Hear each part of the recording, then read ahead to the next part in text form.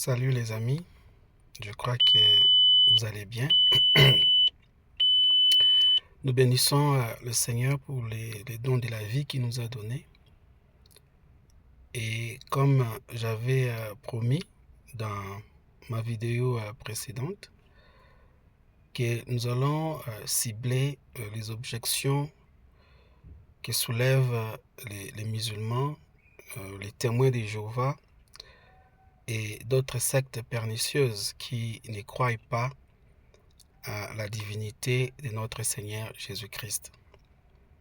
Alors, nous avions dit que il y a beaucoup de vidéos sur TikTok, sur Facebook, sur les réseaux sociaux, où ces gens-là attaquent les chrétiens, attaquent la foi chrétienne, et en brandissant des passages bibliques qui sont pris hors contexte pour mettre la confusion dans la tête de plusieurs chrétiens.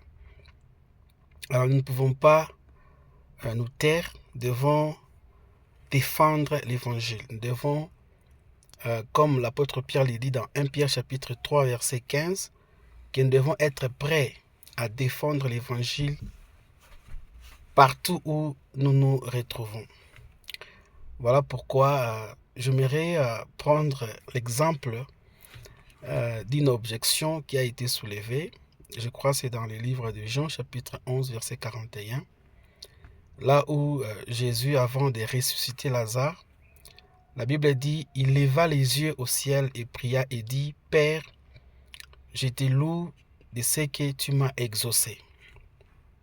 Alors, les détracteurs de la chrétienté prennent ces passages pour dire, si Jésus-Christ est Dieu, pourquoi et comment alors il pouvait encore prier?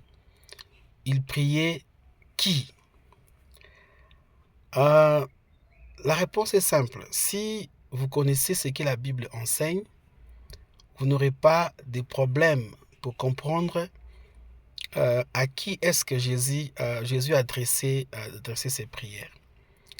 Dans Jean chapitre 1, verset 1, la Bible dit « Au commencement était la parole était avec Dieu et la parole était Dieu. » Déjà, dans ces passages, l'apôtre Jean nous fait comprendre que Genèse chapitre 1, verset 1, qui dit « Au commencement, Dieu créa le ciel et la terre », alors Jean maintenant vient expliquer que les dieux qui étaient au commencement, qui créa le ciel et la terre, n'était pas une seule personne divine, mais il était avec sa parole, qui était aussi une personne divine, par qui le Père a créé toutes choses.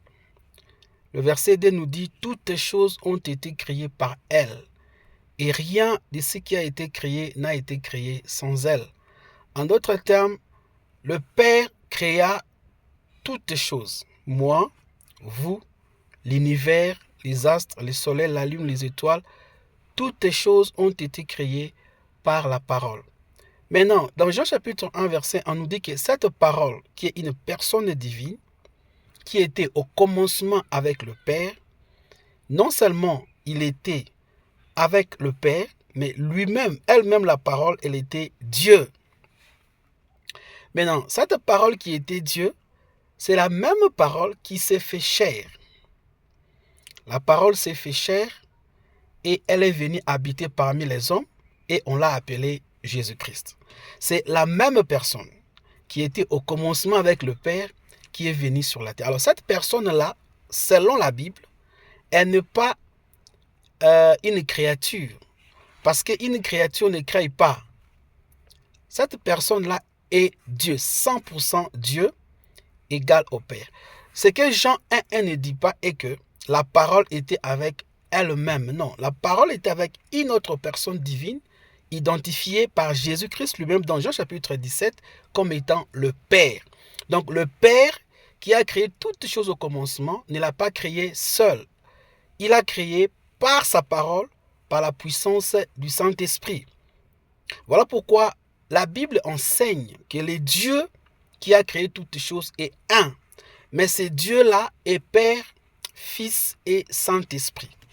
Alors, ce n'est pas le Père qui s'est fait chair, ce n'est pas le Saint-Esprit qui s'est fait chair, mais c'est le Fils qui est la parole qui s'est fait chair, qui est devenu un homme et il est venu habiter parmi nous selon Jean chapitre 1, verset 14 à 18.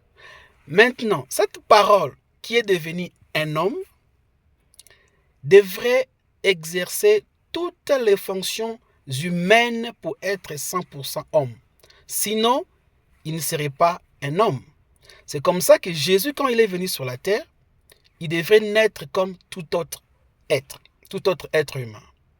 Jésus étant sur la terre, il devrait grandir comme tout être humain. Jésus étant sur la terre, il devrait manger, il devrait se fatiguer, il devrait exercer toutes les fonctions humaines. C'est ce qui sème la confusion à nos frères dans l'humanité, les musulmans, les témoins de Jéhovah et d'autres sectes pernicieuses. Ils se disent, mais vous dites que Jésus-Christ est Dieu, mais comment est-ce que Dieu peut manger? Comment est-ce que Dieu peut se fatiguer? Comment est-ce que Dieu peut être tenté? Comment est-ce que Dieu peut encore prier? Non. Jésus étant sur la terre, il avait une double nature. Il était 100% homme. Voilà pourquoi, c'est pourquoi il est né comme tout être humain. Et en devenant homme, il n'a pas cessé d'être Dieu. Dans Philippiens chapitre 2, si vous lisez le verset 8 et 9, la Bible dit « Lesquels, c'est Jésus existant en forme de Dieu ». Le verbe existant qui est là signifie que non seulement c'est Dieu s'est fait un homme, mais il est resté. Il existe en forme de Dieu, mais il a aussi pris la nature humaine. Alors quand il a pris la nature humaine, c'est tout à fait normal pour nous les chrétiens que le Fils qui est devenu un homme puisse exercer toutes les fonctions humaines. Et parmi ces fonctions, étant un homme parfait qui vivait à l'obéissance parfaite de son Père, il devrait prier. Je crois dans le livre de Jérémie, chapitre 30 ou 33, la Bible nous dit que Dieu, le Père, est le Dieu de toute chair. Alors, si la parole est devenue chair, s'est fait un homme, c'est tout à fait normal que le Père devienne son Dieu. Voilà pourquoi Jésus-Christ priait. Le fait que Jésus-Christ priait le Père n'exclut pas que lui-même soit Dieu de même nature que le Père. C'est pourquoi Jean dit, la parole était avec Dieu et la parole était Dieu. Là encore, je dirais à certaines personnes qui pensent que Jean chapitre 1 verset 1, quand on dit la parole était avec Dieu, la parole était Dieu, cette parole-là, c'était juste une pensée. Non, ce n'était pas une pensée. Pourquoi? Parce que le monde a existé par la parole. Si c'était seulement une pensée, le monde n'allait pas exister par elle. Mais c'est elle, étant une personne divine, qui a créé toutes choses. Apocalypse chapitre 19 confirme que Jésus-Christ, son nom, est la parole de Dieu. L'un de ses titres, c'est la parole de Dieu. Alors, cette parole de Dieu est une personne divine qui est Dieu et elle est venue sur la terre comme un homme. Voilà pourquoi, pour nous les chrétiens, ce n'est pas surprenant que Jésus-Christ exerce les fonctions humaines. Pourquoi? Parce qu'il a pris la forme humaine, selon Philippiens chapitre 2, verset 8 à 9. Donc, pour ceux-là qui entrent dans la confusion pour dire comment est-ce que Dieu peut prier Dieu, non. Le Fils qui est Dieu, de même nature que le Père, peut prier le Père quand il devient un homme. Donc, ça ne pose aucun problème pour nous les chrétiens. Alors, si quelqu'un vient à vous et vous pose la question, mais comment est-ce que Jésus-Christ, vous dites qu'il est Dieu, mais il était en train de prier encore Dieu? La réponse est simple. Le Fils est Dieu de même nature que son Père.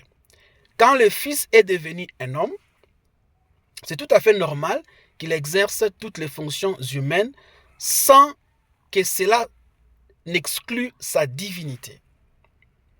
C'est pourquoi vous allez remarquer qu'il y a des choses que Jésus faisait qu'aucun homme ne pouvait faire. Par exemple, la femme samaritaine vient à Jésus, elle dit à Jésus, Jésus lui demande de l'eau, et elle dit à Jésus, non, nous les Samaritains et vous, il n'y a pas de connexion, il n'y a pas de relation. Comment tu me demandes de l'eau? Jésus lui dit, non, si tu connaissais les dons de Dieu, et c'est lui qui te demande de l'eau, c'est toi qui lui aurais demandé de l'eau, et il t'aurait donné l'eau de vie. Donc, celui qui demande de l'eau physique à boire, parce qu'il était fatigué, c'est un homme. Mais celui qui donne l'eau de vie, En d'autres termes, celui qui donne le Saint-Esprit, ce n'est pas un homme, c'est Dieu qui donne le Saint-Esprit. Voilà pourquoi nous croyons que Jésus-Christ étant sur la terre, il avait une double nature.